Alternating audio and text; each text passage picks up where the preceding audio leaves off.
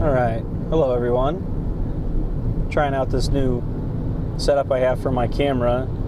Last time I was recording some vlogs I recorded with the waterproof case for my GoPro, and by the time I got around to listening to all of them, I realized they were complete garbage. You couldn't hear anything I was saying unless you turned up your volume extremely loud. So I went ahead and got this new setup. I got a nice mount on the windshield now at this microphone, so hopefully this works out a little better. Again, I'm just kind of testing this stuff out. I'd like to start doing vlogs while I drive, just because I drive about every other week for work, and they're usually pretty long drives, so I figure why not make this time a little more useful and record some of my thoughts. I guess maybe they can help somebody out in the future.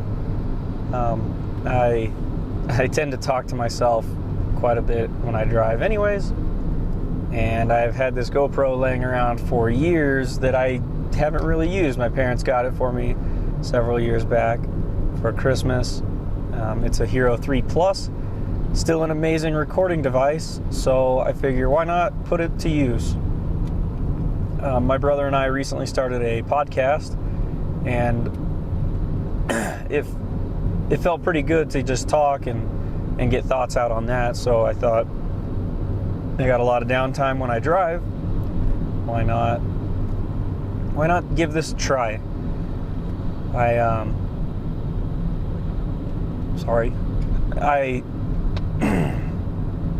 The main thing I do when I drive is I listen to audiobooks while I drive, and that's now become kind of a part of our podcast. Our podcast is the Knights of the Pageless Library, and we kind of review audiobooks, but not so much the book. We are trying to kind of focus on audio quality, the narrator's quality, the entertainment value of the book. So go over there and give that a listen as well. But for this vlog, what I kind of wanted to focus on is, it is a travel vlog essentially, but it's not the glitz and glam travel vlog that most people would do, or probably mostly want to see. I'm not going to be going to any exotic places or talking about exotic things. My main route of travel for work as of right now is from Baker City, Oregon to Oroville, California. So what I'd like to kind of keep this to mostly is the route that I take, the stops that I make, what's in the little towns that I go through. Maybe give people some insight before they take this same travel route to see maybe they could get some good information out of it. I would like to try and include what gas prices are doing when I go through in what towns, what gas station maybe has the best prices, which one has the worst prices, just little things like that. I'll probably be dropping in some, PSAs every once in a while. I tried to record one on driving safety, but again, it didn't really turn out so great because the audio quality as well as the video quality, my recording setup was a lot different. It didn't turn out. I can't even bring myself to upload it, which is probably a mistake on my part, because I think, especially just starting out, people should just kind of go for it. I mean, I have nothing to lose by putting this out there. Might get some people sending in some hate, but people will be people. You can't really avoid those kind of things, and you also can't make everybody happy.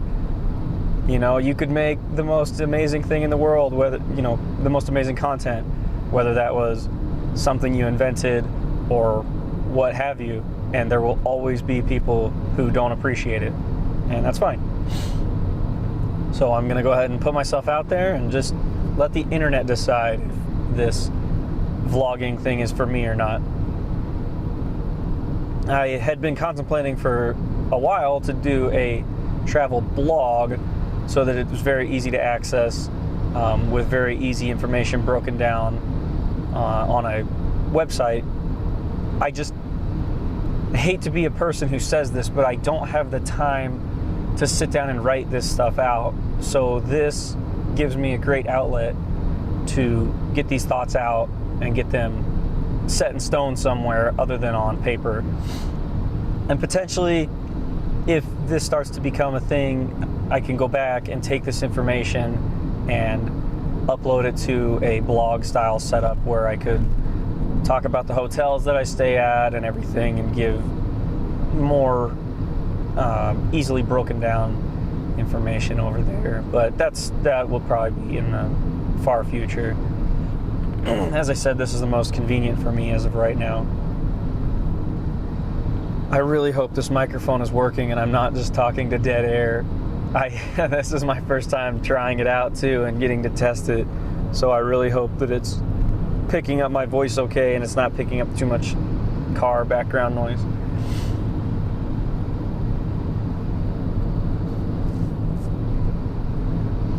Yeah, so I guess kind of what I mostly wanted to talk about in this first little video, just I guess I could kind of introduce myself. I'm Ryan.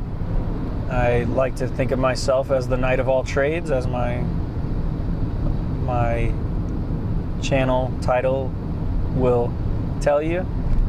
That's just, I like to dabble in a lot of things, but I am by no means great at any of them. So kind of figure maybe I can help some people out, but it helps me learn as well.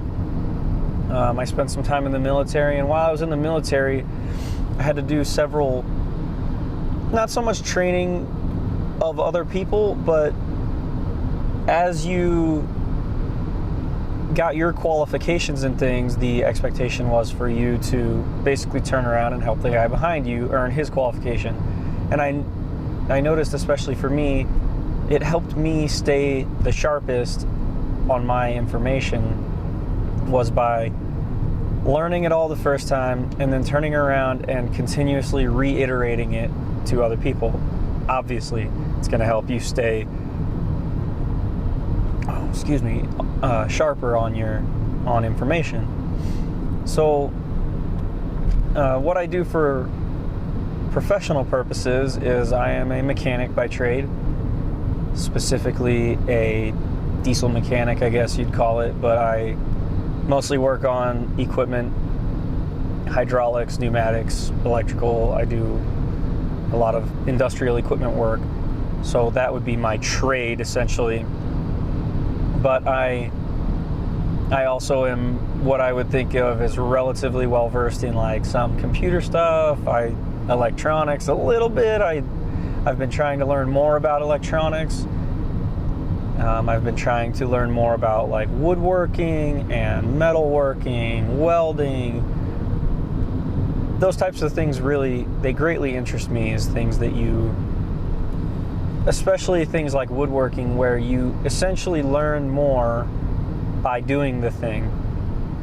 Woodworking, obviously you can go to a school and learn a lot of things, and there's a million things to learn about it. But the best way to learn, for me especially, is just by doing the thing. So right now, woodworking is the thing that I've been interested in doing.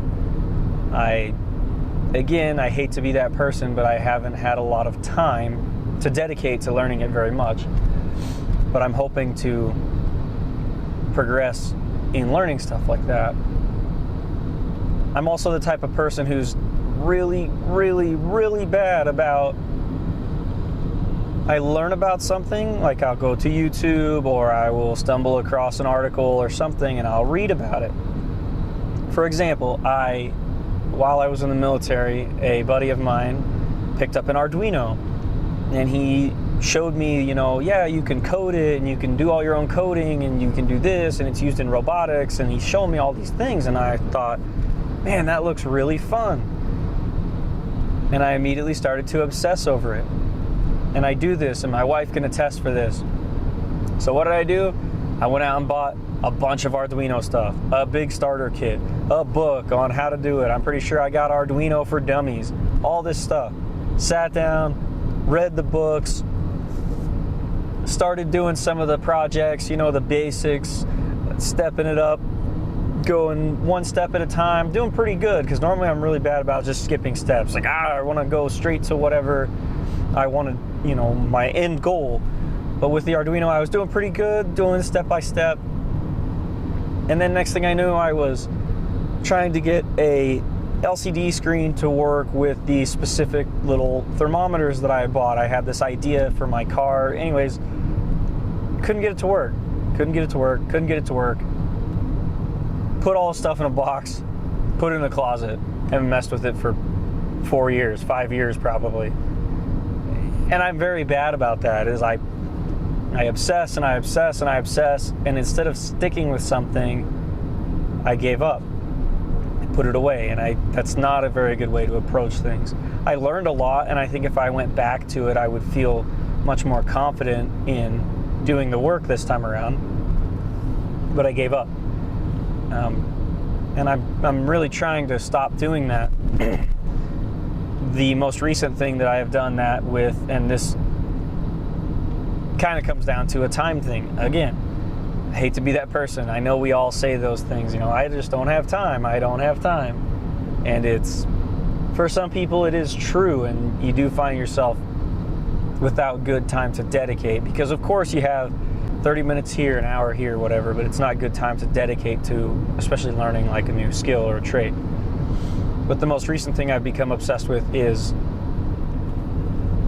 a couple months back, I started watching like Dungeons and Dragons videos of people playing Dungeons and Dragons, and it was always something I was interested in when I was younger, but when I was in high school, there was still quite the stigma surrounding role-playing and tabletop RPG games.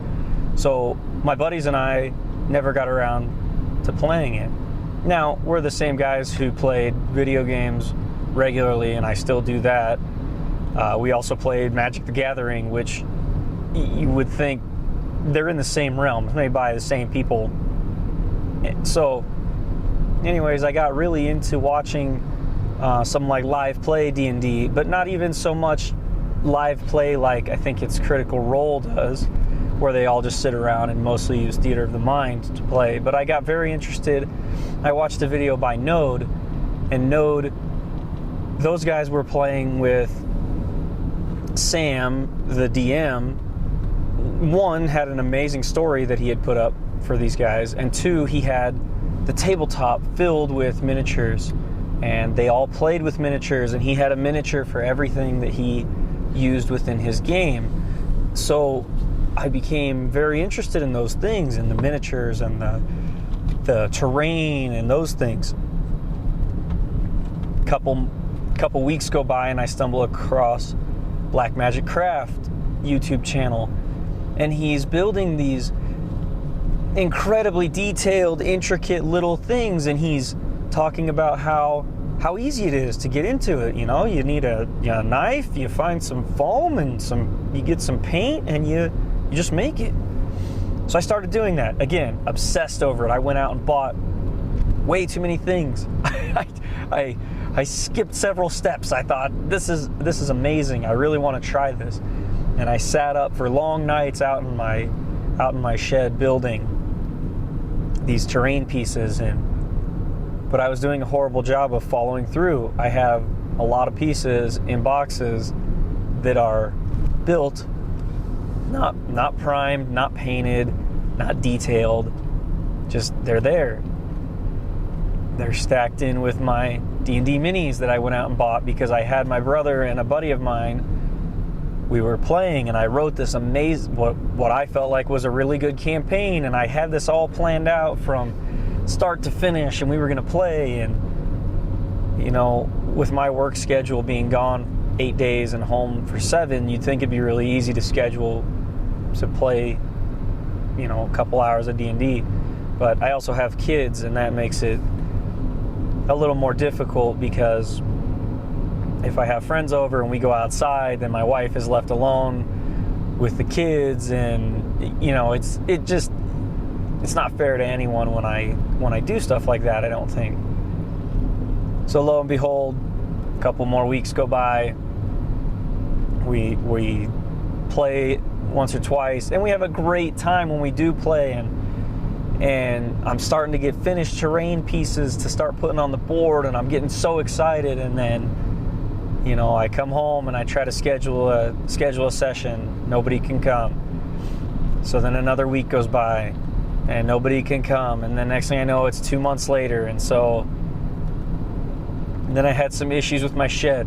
I had to pack up all my building stuff, all my crafting stuff, and I just recently got it unpacked, but it's been 3 or 4 months since I even thought about constructing some terrain or playable pieces. And it is disheartening, but unpacking all that stuff again for the first time, I got it all moved into my garage, and unpacking those things and seeing what I had completed and what was ready to be put on the board. Most of it just needs a sealer put on, I mean, which is quick. Seeing those things again really re-sparked my interest in it, and I finally convinced my wife and my buddy and his wife to make characters, and I sat down with them just the other night, did a session 0, helped them build characters. Now while I'm at work this week, I'm going to hopefully sit down and write out, and we're going to play a first session with them. And that I'm excited about that again. So the rambling, obviously going to be rambling a lot because, again, I got a lot of time on my hands. It's been 16 minutes that folks have been sitting listening to me rant. But if there's anything I could let anybody come away with this, it's that just because maybe you did have a passion for something and something else in your life kind of derails it, doesn't mean you can't come back to it and still be just as passionate about it as well. I think a big one for a lot of people maybe is like working out. I know a lot of people who are really into working out and they work out all the time, and then all of a sudden, you know, you miss a day, and then you miss 2 days, and then you miss a week, and then you miss a month, and next thing you know, you're not interested in going anymore. I'm big into going to the gym. I make an attempt to go every day. This past week, didn't go every day. After a few days of not going, I start feeling worse and worse and kicking myself and, you know, why are you not going? Just get up, get out of bed. It's easy, go. It's not easy. I know that. For a lot of people, it's not easy, but that's something you should be doing, though, is at least making a very, very valiant effort to keep yourself healthy. It's a little bit off topic, but if you fall out of your passion with the gym, I would just say, even if you don't have a passion for it, at the very least, do yourself and do your family the favor of just go every once in a while. A couple, 3 days a week, you know, make 30 minutes to 45 minutes to an hour to go. It's not a ton of time out of your day. Hopefully you have a gym readily available. If not, there's so many tutorials you can follow for home workouts. There's plenty of calisthenics style stuff that you can do at home, no equipment necessary, that will keep you in pretty good shape. Now, I'm not like fat phobic or anything, but I'm behind this movement of, I don't like the fat acceptance movement for the sole purpose of it's essentially it's okay to be unhealthy movement. And I know a lot of people, the whole thing has sparked healthy at every weight. That's true to an extent. You know, a lot of people who are maybe overweight or obese even, you go to the doctor and your blood pressure is good, your vitals are good. So they just think, I'm healthy, therefore I need to make no changes. And that could potentially be true, but in the long run, I think you're just better off just taking care of yourself. I mean, you only get one life as far as we know. You get one life, you get one body. Well, you might as well take care of it. especially, you don't want, and this can happen to anyone, but I think you want to minimize your risks of, yeah, you might be healthy one day, but what happens the next day when you're not? And what happens the next day if you say you have a problem that is, if you were healthier, would resolve itself quickly, but because you are already living a relatively unhealthy lifestyle, now this problem that could have potentially been small, it begins to escalate because your body is working so hard at other things that now it can't focus any of its attention on whatever this problem may be. We're talking a lot of hypotheticals here, but, and I know I'll probably catch a lot of flack for that, but I don't want to, I'm not trying to fat shame anyone. I don't really care. At the end of the day, it's your life. It's your choice. You can do whatever you want. I don't care. But I don't think you shouldn't be like offended when someone just suggests that you be a little healthier. I wouldn't be if someone was like, hey, you probably shouldn't do heroin. It's not good for you. People would get offended by that. Oh, I could do it if I want. You don't have any proof that it's not good for me. That's not true. Like, there's plenty of proof that, like, drugs are bad for you, but people still continue to do them. If you can see those things on someone else, though, like drugs, I'll just go to drugs as an example. It's, I'm so great at segues. If you can see it, you physically can see that drugs are not good for you. You can see it in other people. If you were currently doing them, why would you look at other people? Because it's really hard to look at yourself and think about your own flaws and your own things that are wrong with you. It's horribly hard. I know that. I don't, I'm a person too. I know those things.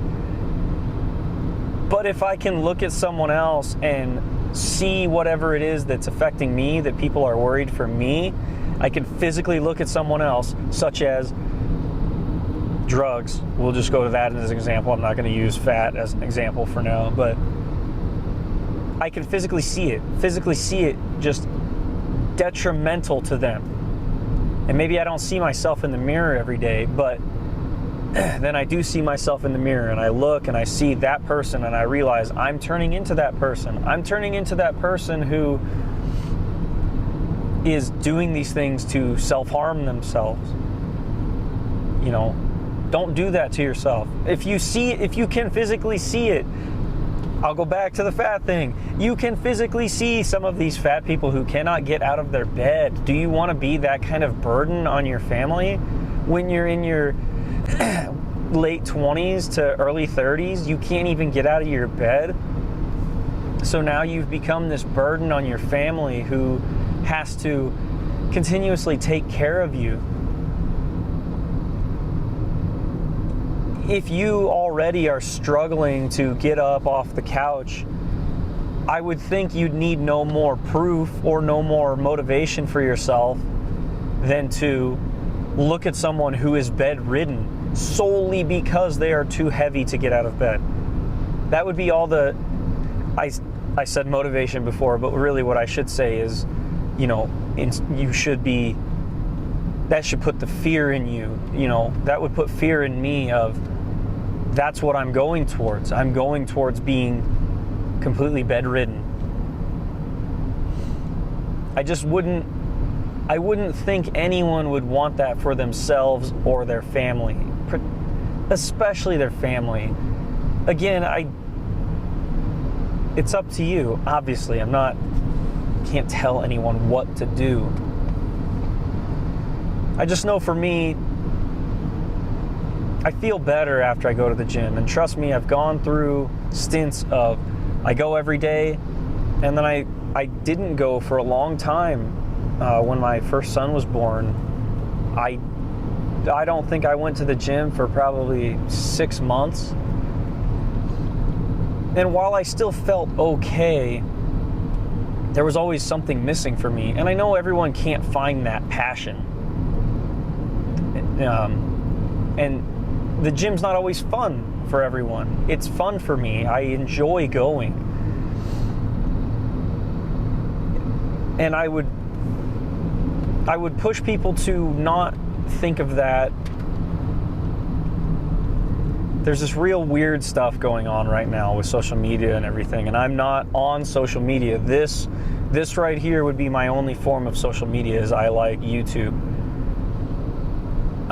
For my brother and I's podcast, he does the Twitter, Facebook, all those things. I refuse to be on Facebook. I don't like it. But I wouldn't. There's so much information right now floating around in my head that I want to talk about. I just don't know how to get it out there. I tell a lot of people, don't look at social media as what the gym should be, especially like the Instagram stuff. I know that's getting a lot more attention of the bullshit that people do on Instagram for views. Don't look at that as like that's what the gym is. The gym, for me, and I'm sure for a lot of other people who go for themselves, I don't go to the gym for views. There's a lot of people who do go to the gym for views. I don't go to the gym for money. I'm not a personal trainer or physical therapist or anything. I go to the gym for myself. I go to the gym to feel better. It should be an outlet for you.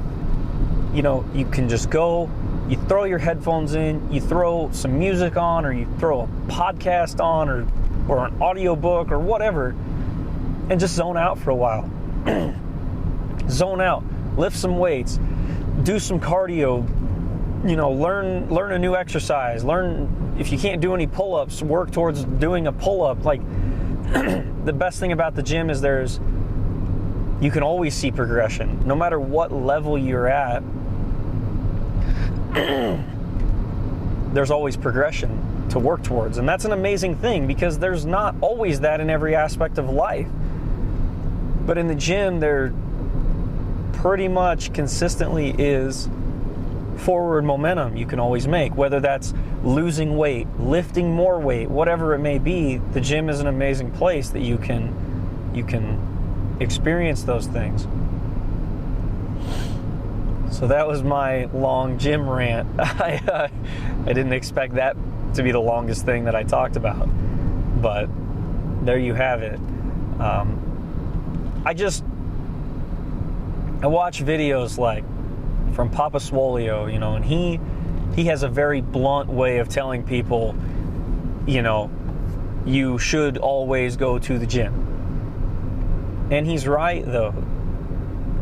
You know, it's 30 minutes to an hour out of your day.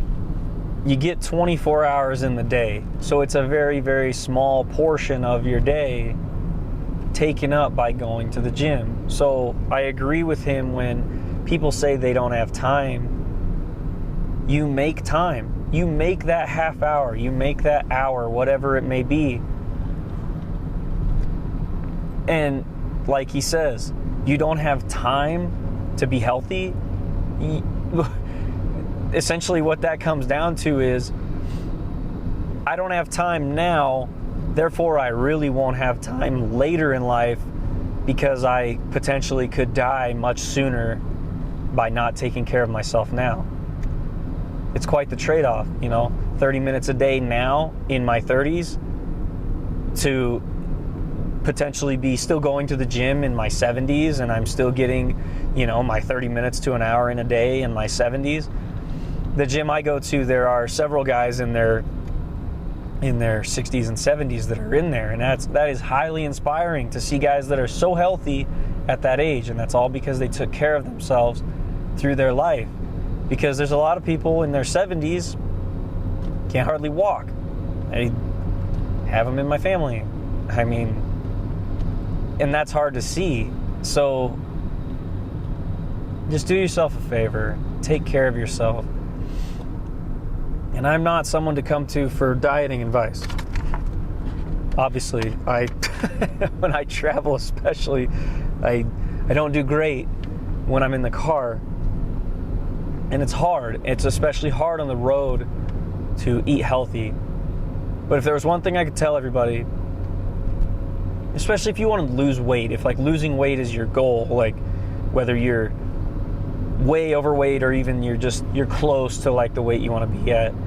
But the question I would ask everyone at that point is, do you drink soda? And if the answer is yes, cut the soda. I haven't had soda in I don't know, a year. And I used to drink soda very regularly, you know. I tried to limit myself to one soda a day, thinking that, you know, that ain't so bad, you know, one bottle of Pepsi a day, not so bad. But when you're drinking your calories, which I'm clearly doing right now, this is not zero sugar, zero carbs, none of that. But when you're drinking your calories, especially you're drinking your sugars and your carbs, they're adding up so quick and you don't even notice. You know, a bottle of Pepsi or a bottle of Mountain Dew, it essentially has your sugar and carb count for the entire day in that bottle, and you can suck that bottle back in less than 2 hours very easily without really realizing it. So there you just suck down essentially what should be a meal's worth of sustenance, but you suck that down with your food. Now if you couple your Mountain Dew with a pizza or hamburger and chips or hamburger and fries, you know, you've essentially turned hamburger and fries, especially if you just do like a lettuce wrap hamburger and sweet potato fries, is not an unhealthy meal. That's fine. That's, you know, good carbs, that's good protein. You could throw in some extra vegetables. That's good. That's an okay meal. But now you throw this soda on top of it, and what was an okay amount of calories has now, you could have potentially doubled that amount of calories, and now you just turned it into not a good meal without really realizing it. And I know soda tastes good. Trust me, I drank soda for a long time, but I also know that when I quit drinking soda, I lost close to 10 pounds quickly. And I'm not a big guy, but I was up around 180 pounds, and I dropped down to about 170 pounds, which is about where I've settled in at. I dropped that weight, though, in a matter of a month and a half, 2 months, just by cutting out soda. I pretty much quit altogether drinking soda. That would be my suggestion to anyone who's looking for because there's no quick solution to anything in life, especially when it comes to nutrition and exercise. But if the one suggestion I had to people, if you want something that you're going to see results from quick, that would be it. Cut soda. Cut soda. If you're not already going to the gym, start going on a regular basis, 3-4 times a week, 30 minutes to an hour a day, and do yourself a big favor. Don't just go walk or run on the treadmill. Go and learn a few things. Start with some modest weight, light weights, and get your mind-muscle connections first. First and foremost, please do that. Please get your mind-muscle connections established before you start lifting heavy weights. I'm 30 years old now. I'm still correcting problems from when I was in high school lifting heavy. The coach I had at the time did not do us any favors and just expected us all to get as big as we could and as fast as we could and lift as much as we could. Pretty much form out the window. Did not teach us proper cueing, didn't teach us any of that stuff. And I'm still trying to correct those problems.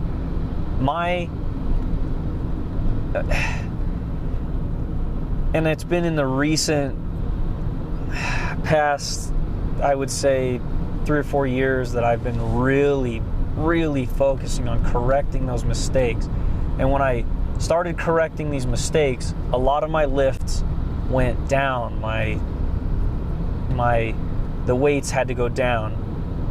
And I don't put a lot of emphasis on, how much can you lift? That's not important either in the gym, unless you're getting paid to lift. But I don't get paid to lift, so I don't really care how much I lift. But when you're using those as your baselines for seeing progress, my progress went backwards. It truly did. When I started correcting my bench press form, when I started correcting my squat form, especially my squat form, my weights dropped significantly. But in the time that I've been making that progression of learning correct form to now, I was able to meet where I was at and surpass it very quickly, all because of dropping the weight, leave your ego at the door, and focus on that mind-muscle connection and doing the lifts correctly. It doesn't matter how much you can lift if all you're going to do is hurt yourself and then you're out of the gym again right away. I think that's a lot of people's problem, is they just want to come in and see how much they can lift. That's fine and dandy for some people, but I don't get paid to be in the gym. I get paid to be at work, and I cannot be at work if I get hurt, especially if I get hurt doing something that's essentially a hobby, like going to the gym. So don't get hurt at the gym. Don't follow dumb stuff on Instagram. Don't think that you need to emulate that stuff. Please, please, please, please do not do that to yourself. Especially if you have a family that relies on you to be able to go to work. You don't want to come home from the gym all snapped up and tell your significant other that you can't go to work now because, you almost were able to curl 135 pounds. Your significant other's not going to care. And they're going to say, why would you do something so stupid? So please do not get hurt at the gym. But go to the gym. Don't be scared of the gym either.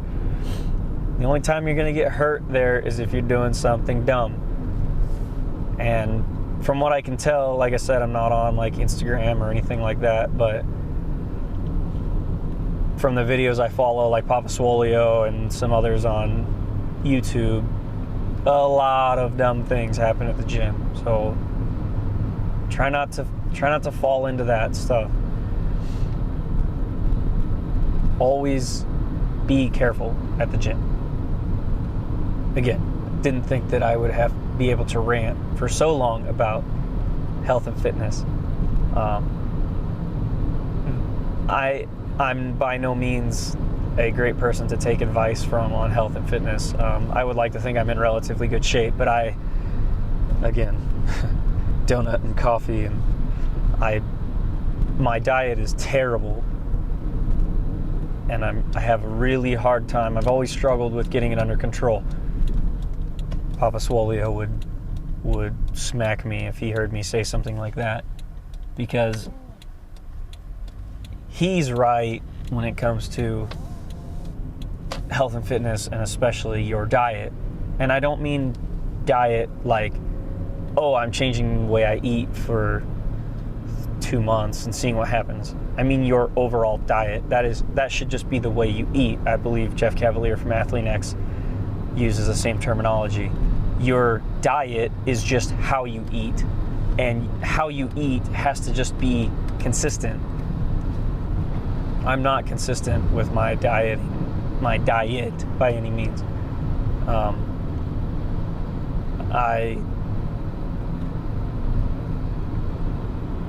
The way you eat should just be part of your lifestyle, and it should be healthy. I do my best to keep my carbs lower, says the guy eating a bag of donuts on his drive. But when it comes down to it, usually when I go to a restaurant or I eat at home, I try to have a salad instead of French fries, and I try to make those little decisions, and I think they work for me. Obviously, I could do way better. I don't do that great by any stretch of the imagination. I know I can do a lot better. But at the same time, I think you should enjoy things in life. So I like chocolate. I'm not taking anything away from anyone like Papa Swolio. He says he has a couple things that he likes to do. He enjoys too that would not necessarily be deemed healthy.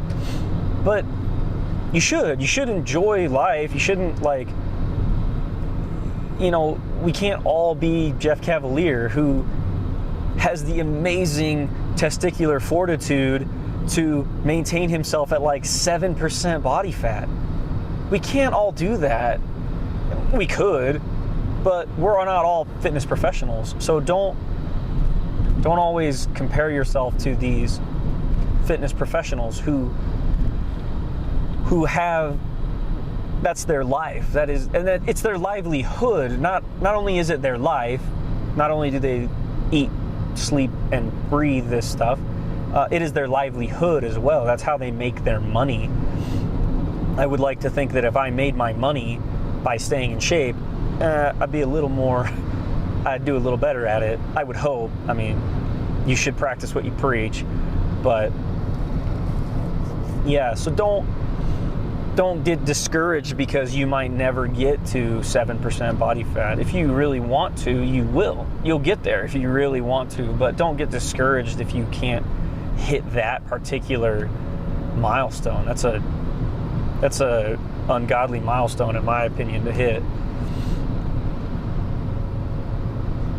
Well, maybe I'll end this one right there. It's going on 42 minutes according to my GoPro, and that's, again, hopefully this mic's been working this entire time. If not, been ranting to myself, which I was probably going to be doing anyways.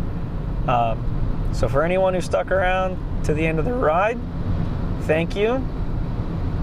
And I got a 11-hour drive. I'll probably do another few videos on this same drive. Maybe I'll just number them vlog 1, 2, and 3.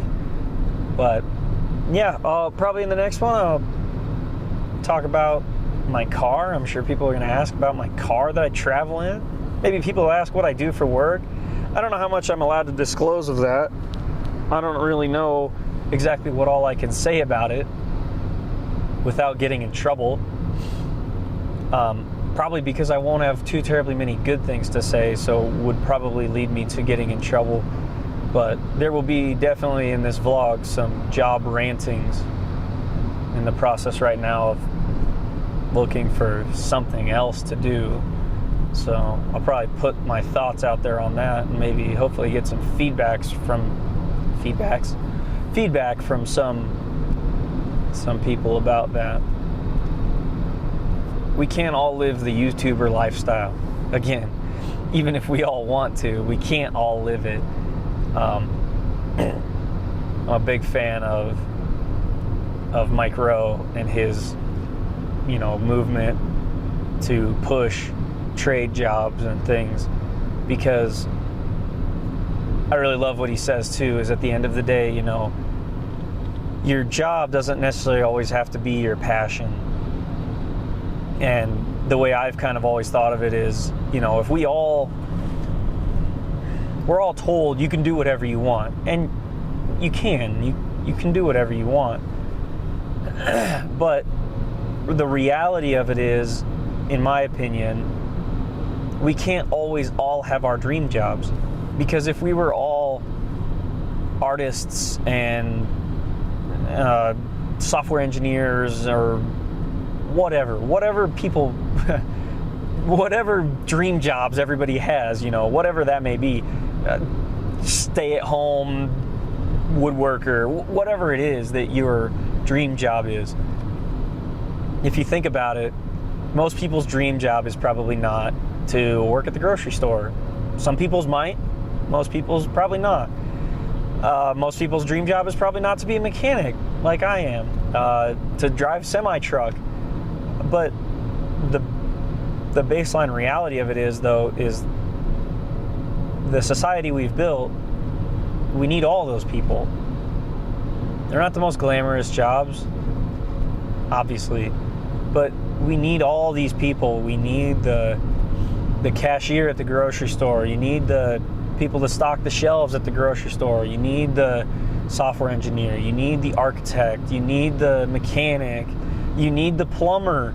You need all those people to make the society we've made function, and function well. And I know a lot of those things are kind of going away as technology advances, but realistically, trade jobs,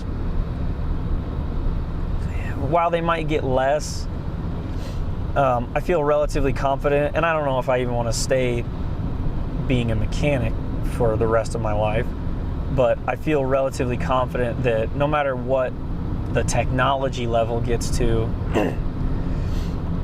you'll need some people there to, at the very least, maintenance the machines. So that's something for people to kind of chew on as well, is, you know, if you're a young person thinking of going to college, maybe consider trade jobs or military first. That's what I ended up doing. Is I had no idea what I wanted to do. As I was getting ready to graduate high school, I thought about video editing. That's what I did my senior project on.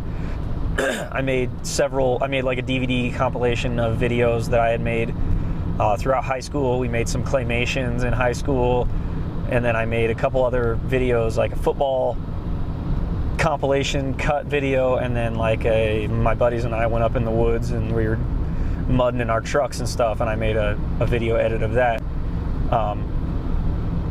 And I enjoy that. I love doing that. I love sitting down and clipping videos together and making them look cool and whatever. I don't know how much editing I'll be doing on these videos, especially right now, but in the future I might be able to do that. Anyways, that's what I thought I was passionate about at the time.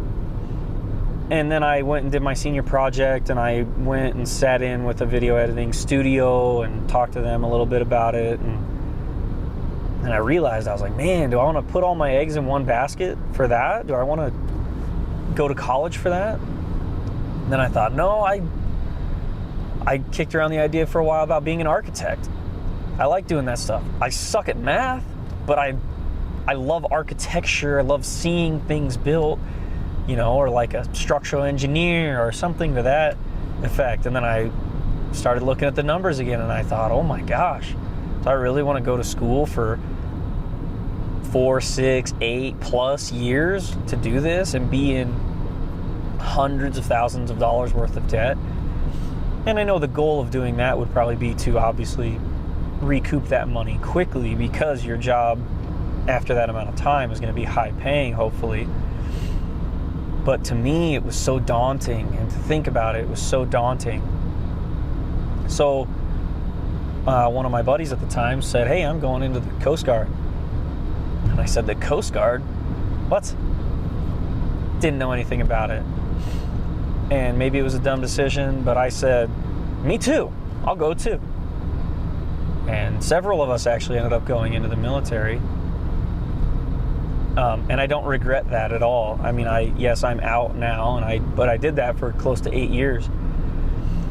It actually, I went through the same sort of process when I got in.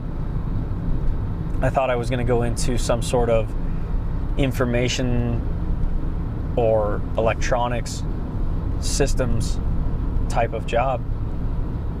And ultimately what I settled on was being a machinery technician, a mechanic. My dad's a mechanic, and I had kind of been mechanicking quite a bit on and off, but I was never really passionate about it when my dad did it. He got so frustrated that he could not get me to enjoy it like he did. So when I got into the Coast Guard, though, I didn't have great ASVAB scores, so machinery technician was right there. And when I got in, I got in as a fireman on a ship. So I was working in the engine room, working around the engines, working around a lot of stuff down there. So I said, you know what? Yeah, I'll go to school for that in the Coast Guard. So I did that. I got out. I got a job closer to home, and I really enjoyed it. I met my wife during that first part of my career, and then her and I moved to Michigan, got stationed over in Michigan for a while. And it was miserable. I met some amazing people and I saw some amazing things, and it is nothing compared to guys who have to go overseas, obviously. But I was miserable. The ship I was on was an icebreaker, so we were busy all year long up on the Great Lakes. I loved it over there. I thought it was an amazing place over there. The Great Lakes are an amazing place. But that first year that I got stationed on that ship, that I thought for sure we're on the Great Lakes, there's no way I'll be gone as long as I was gone on an ocean-going vessel. That first year, the guys I was working with, we added it all up, and we were gone something like 270 days out of the year from home. That first year I got to that ship. And that was when I realized this is not what I want to do. I was really looking to settle down and start a family at the time, and you can do it, and a lot of people do. But for me, that was just not, it was not appealing to be gone that long, especially if I had kids at home and what have you. So when I left that job and got this new job, it's not new anymore. I've been doing it for about 4 years now. But the skills I had learned in the military were able to, one, secure me this job very well, and two, start me at a higher pay. I didn't have to start as an apprentice. I was able to start as a journeyman because of what skills I had already learned in the military. So for anyone, going back to before my rant, for anyone interested in something like that, don't be scared to do that. Don't be scared to join the military just do one tour. Do your 4 years, do your 3 years, get your GI Bill. It gives you so many more options once you're done. You know, the way I kind of looked at it too is, instead of going to college and struggling to pay for my home life and struggling to pay for school, because I didn't get any scholarships when I got out of high school. I'm not smart by any means. So I wasn't gonna get any scholarships. I didn't get no full ride. I'm not like good at sports or anything. So I was just looking at pure schooling debt. So for me, the more obvious choice was, I don't know exactly what I want to do. How about I go do something that's going to pay me for my time now, and I can make that decision later if I want to go back to school. Now I have my GI Bill should I choose to go back to school. So again, young people who are, nearing the end of your high school career, or maybe you got out of high school, and my brother took a year off after he got out of school, just went to work. That's fine too.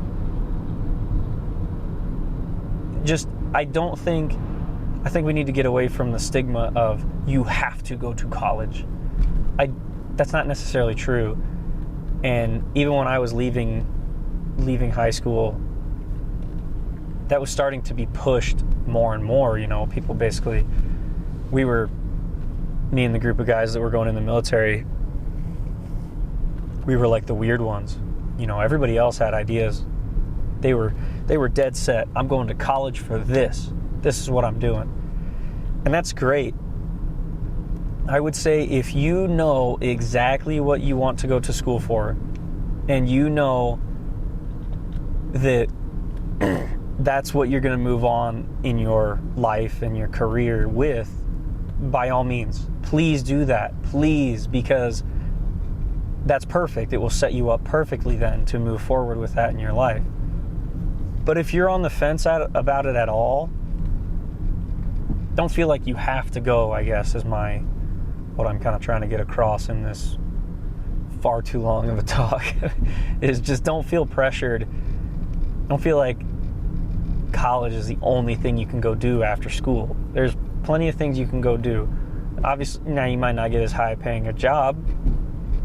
I can say though that I did not go to college, but I got my military experience, and then I got this job, and I make more money doing this job than a lot of people that I went to high school with that did go to college. And I'm not saying that's a brag or by any means, but why I'm saying it is that college is not the only choice you have. You have a lot of choices, and you shouldn't be afraid to kind of explore those choices, should you choose to. And it might make your parents mad. It made my parents mad that I wasn't going to go to school. But I'm glad in the decision that I made. Kind of made it flying by the seat of my pants. I mean, like I said, I didn't know what I was doing. I had no clue. I just joined the Coast Guard. I immediately got shipped off to boot camp on the other side of the country. And then from there, I got shipped off to Hawaii. So I lived in Oregon. I got shipped to Cape May, New Jersey, and then from there all the way over to Hawaii. So I did a lot of bouncing around too, and it was a ton of huge culture shocks.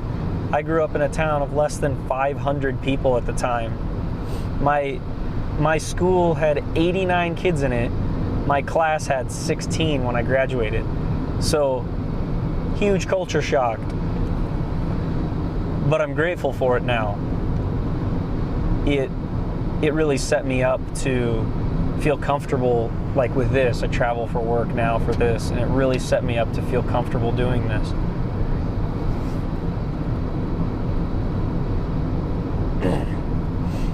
Again, just don't be afraid to try those things. They may seem scary, and they are terrifying at the time, but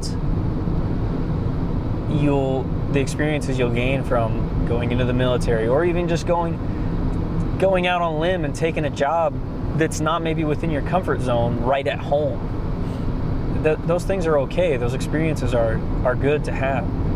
Whether or not you stick with it, that remains to be seen. I mean, I got this job because, everybody kept telling me, great benefits, great retirement, great this, great that.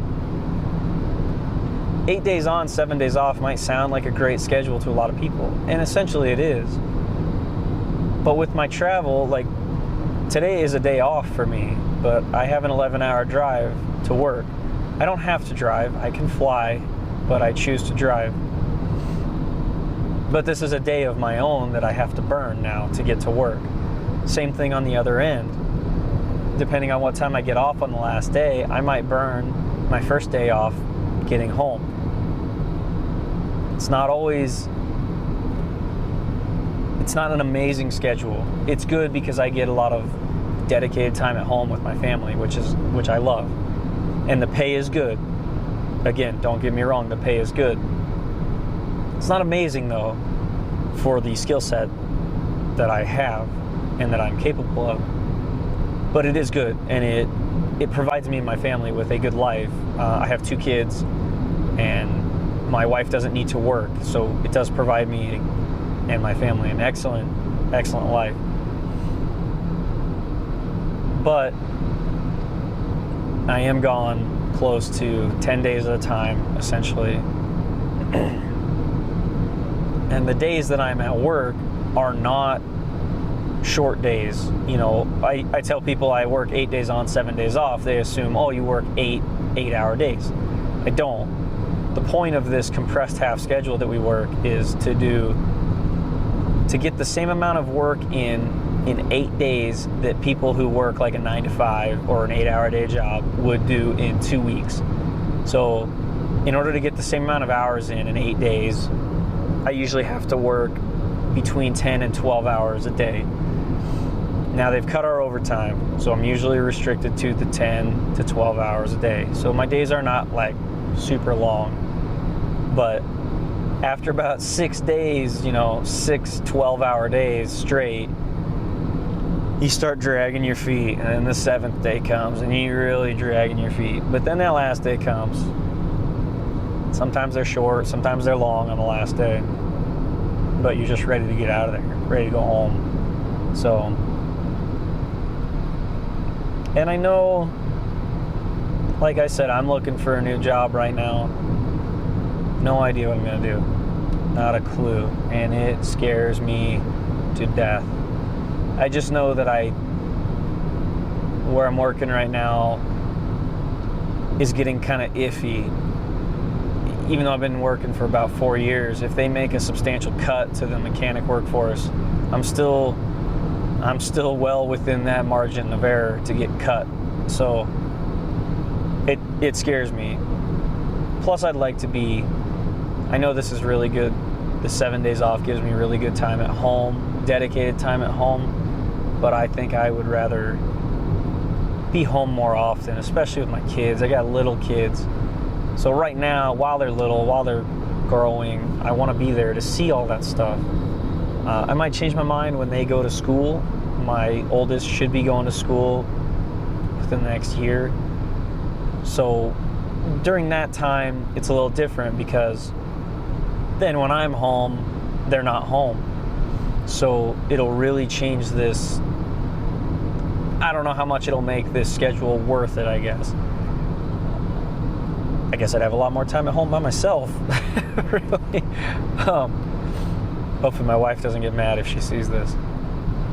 But, yeah, I wasn't really going to talk too much on my feelings about getting a new job on this episode. Maybe I'd like to save that for a different vlog, because I'll have a lot to say about that too. So, my battery light's flashing at me now. I thought this was fully charged, but I guess not. I got a couple more batteries, so I'll probably put a new one in. Maybe start the second episode for this trip I'm on. I hope someone got a little bit of something out of this. It's pretty much going to be the mantra of what I do. I hope someone got something out of it. Even if it fueled some troll's fire. Whatever. Hopefully someone got something out of it. So with that, again, shameless plug. If you guys need something to listen to while you travel, check out mine and my brother's podcast, the Knights of the Pageless Library, over on SoundCloud. We're working on getting on iTunes and stuff, but we're brand new. We just recorded like our 8th episode just the other day. So we're just getting our feet wet, but it's something we're interested in, we're passionate about. Both of us are. So please go check that out. That would mean a lot to both of us. If you like this video, hope to catch you guys in the next one. Thanks again. See you later.